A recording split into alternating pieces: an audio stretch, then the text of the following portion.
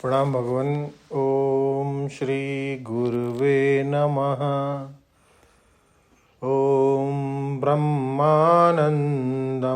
परम सुखदं केवलं ज्ञानमूर्तिं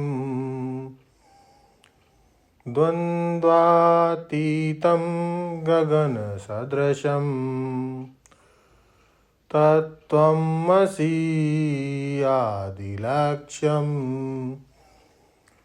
एकं नित्यं विमलं अचलं सर्वधी साक्षिभूतम्।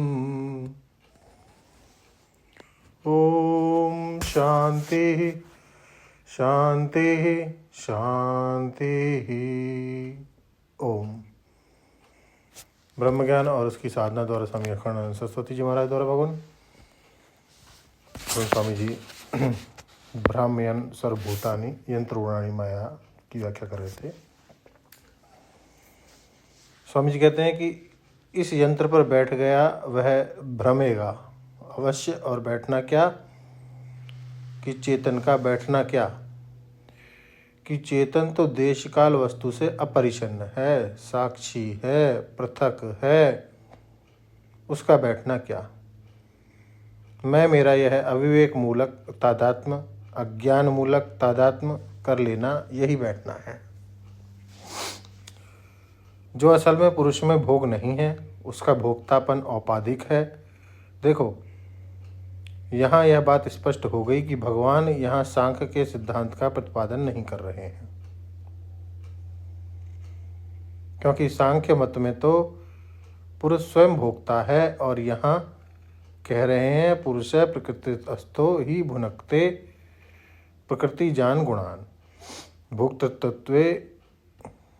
भोक्तृत्वे हेतु पुरुषः भोक्ता न भवति, भोक्तृत्वे हेतु भवति।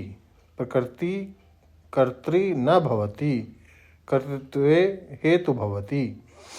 संसार का लक्षण क्या है? संसार की पहचान क्या है कि कर्तृत्व भोक्तृत्व लक्षण है संसार है।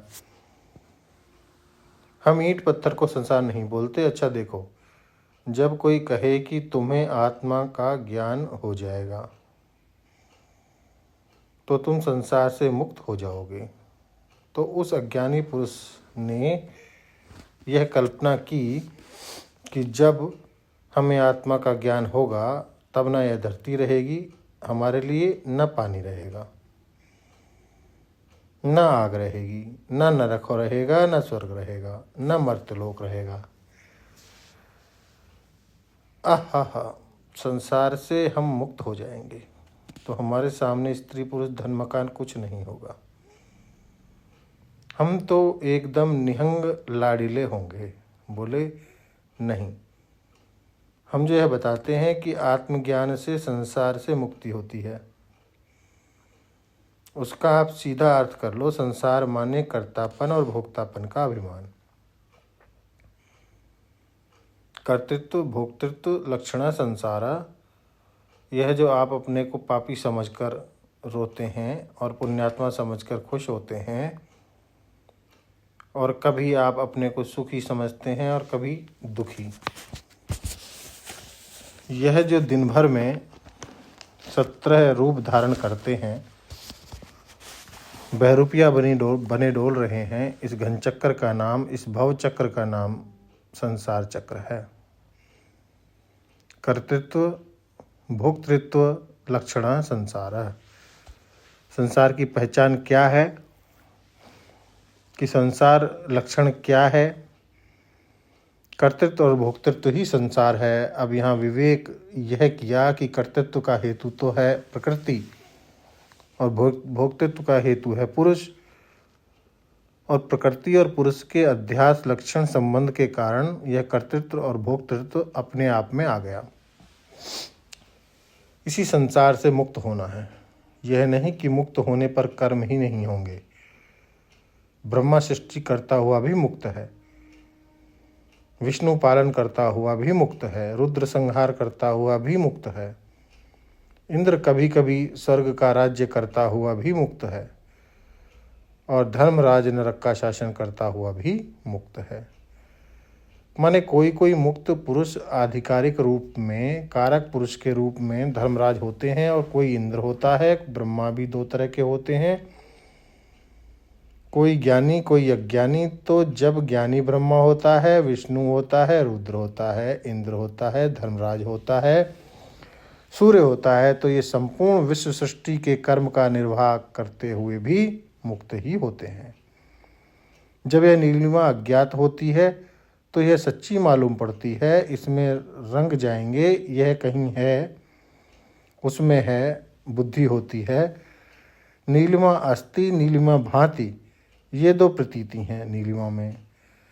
यदि नीलिमा अस्ति है तो आकाश के अज्ञान से है। अच्छा, नीलिमा भांति ही है परंतु मत्तः पृथक भांति, मुझसे पृथक भासती है, यह भी अज्ञान है।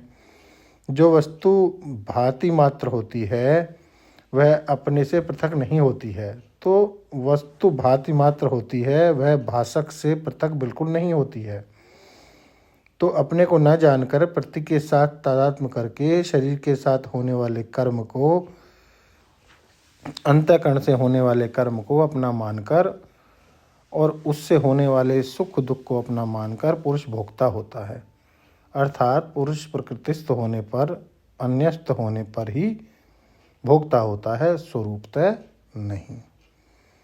पुरुषः प्रकृति स्थितो ही भुनक्ते प्रकृति जान गुणान। व्याख्या को और आगे बढ़ाएंगे अगले सत्संग में।